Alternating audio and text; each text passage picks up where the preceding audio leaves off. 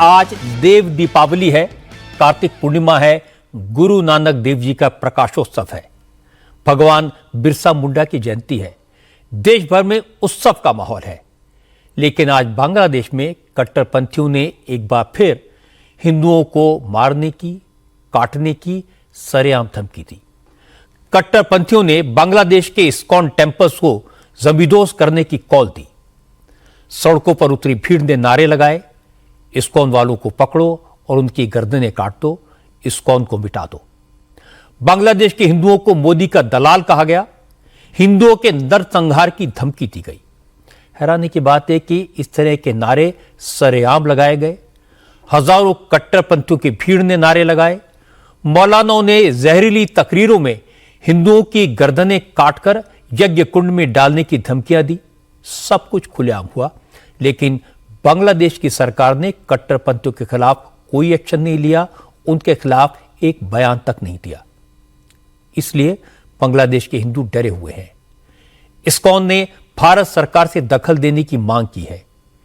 लेकिन सवाल है कि आखिर बांग्लादेश में हिंदुओं को लगातार निशाना क्यों बनाया जा रहा है? क्या बांग्लादेश की नीति में बदलाव हो रहा है? क्या बांग्लादेश की सरकार पर कट्टरपंथियों का कब्जा है? क्या बांग्लादेश का सेक्युलर कैरेक्टर खत्म किया जाएगा? क्या मोहम्मद यूनुस की सरकार बांग्लादेश को इस्लामिक मुल्क बनाने की तैयारी कर रही है? और अगर ऐसा हुआ तो बांग्लादेश के हिंदुओं का क्या होगा? उन्हें कैसी कैसी मुश्किलात का सामना करना पड़ेगा? इन सब की चर्चा करेंगे आज की बात में। सबसे पहले आपको दिखाता हूं कि कट्टरपंथियों की भीड़ ने कैसे सड़कों पर निकलकर हिंदुओं को मारने काटने की धमकियां दी। ये तस्वीरें बांग्लादेश के किसी रिमोट इलाके की नहीं है। ये तस्वीरें बांग्लादेश की राजधानी ढाका की हैं।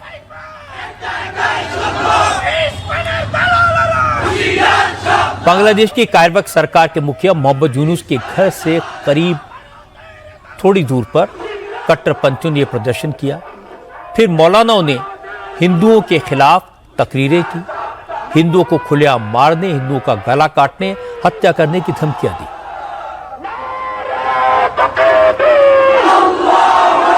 हिंदुओं के खिलाफ ये रैली उलेमा ओइक्वा परिषद ने आयोजित की थी। इस रैली में ढाका के बड़े बड़े उलेमा शामिल हुए। सबसे पहले बांग्लादेश की सरकार के हेडक्वार्टर बांग्लादेश सेक्रेटरीट के आसपास ह्यूमन चेन बनाकर बांग्लादेश में इस्कॉन पर पाबंदी लगाने की मांग की गई।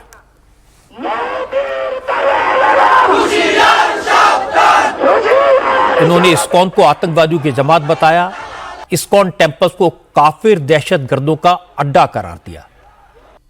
अमेरिका में डोनाल्ड ट्रंप के चुनाव जीतने के बाद से बांग्लादेश के कट्टरपंथियों को शय देने वाली सरकार भी डरी हुई है। मोहम्मद यूनुस की सरकार को आशंका है कि हिंदुओं पर हो रहे इस सितम की वजह से अमेरिका कहीं उसका दाना पानी बंद न करते, क्योंकि डोनाल्ड ट्रंप ने नतीजे आने से कुछ ही दिन पहले बांग्लादेश में हिंदुओं पर हमले की निंदा की थी और चुनाव जीतने के बाद कड़ी कार्रवाई की चेतावनी दी थी। और अब डोनाल्ड ट्रंप ने तुलसी गबार्ड को अमेरिका की नेशनल इंटेलिजेंस का डायरेक्टर बनाया है। तुलसी गबार्ड हिंदू हैं और बांग्लादेश में हिंदुओं पर हो रहे जुल्म के खिलाफ खुलकर बोलती हैं। कट्टरपंथियों के खिलाफ जीरो टॉलरेंस की नीति पर चलती हैं। अब तुलसी गबार्ड डायरेक्टर नेशनल इंटेलिजेंस बन गई हैं। ये एक पावरफुल पोस्ट है। अमेरिका की सभी खुफिया एजेंसीज डायरेक्टर नेशनल इंटेलिजेंस के तौर पर तुलसी गबार्ड को ही रिपोर्ट करेंगी।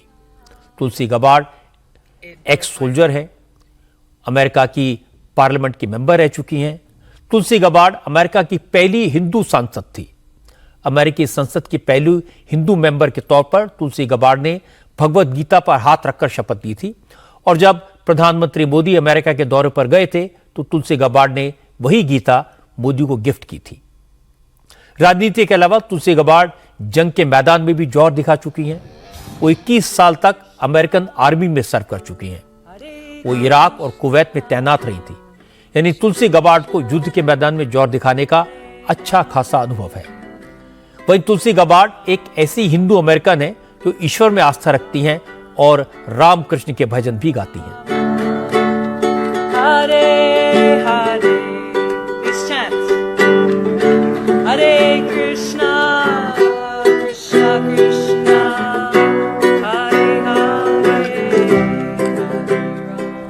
तुलसी गबार्ड ने बांग्लादेश में हिंदुओं पर हमले की, मंदिरों में तोड़फोड़ और हिंसा की भी निंदा की थी और उन्होंने बांग्लादेश की सरकार से कहा था कि वो नफरत फैलाने वाले जिहादियों के खिलाफ एक्शन ले। अब आपको दिखाते हैं महाराष्ट्र की चुनावी जंग के रंग। महाराष्ट्र में आज असली हिंदुत्व, सॉफ्ट हिंदुत्व और नकली हिंदुत्व की बात हुई।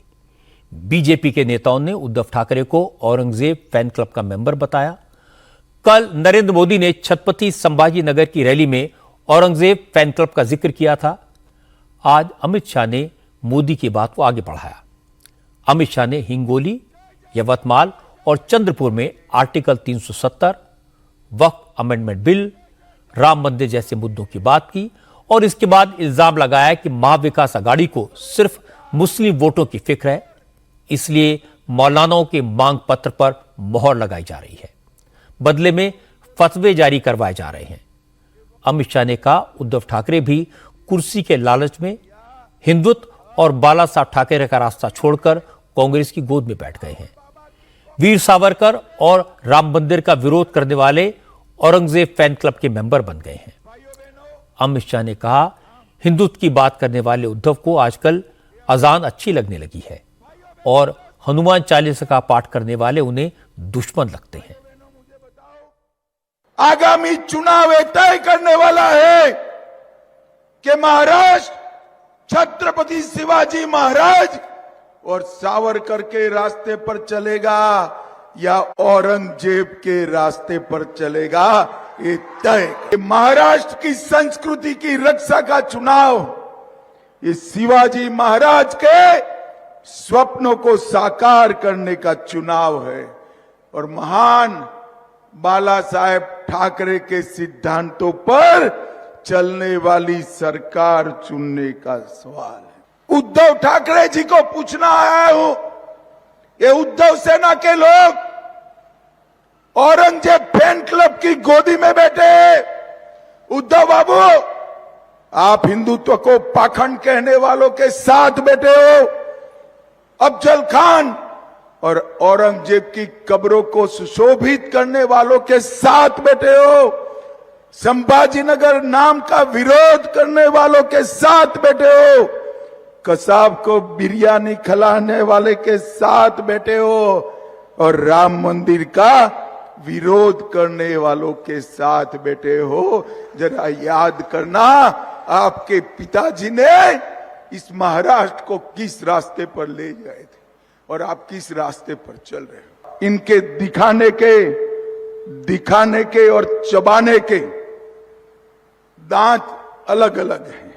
एक तरफ वो अजानों की अजान लगाने की प्रतियोगिता स्पर्धा कराते और दूसरी ओर हनुमान चालीसा बोलने वाले को जेल में डालते हैं।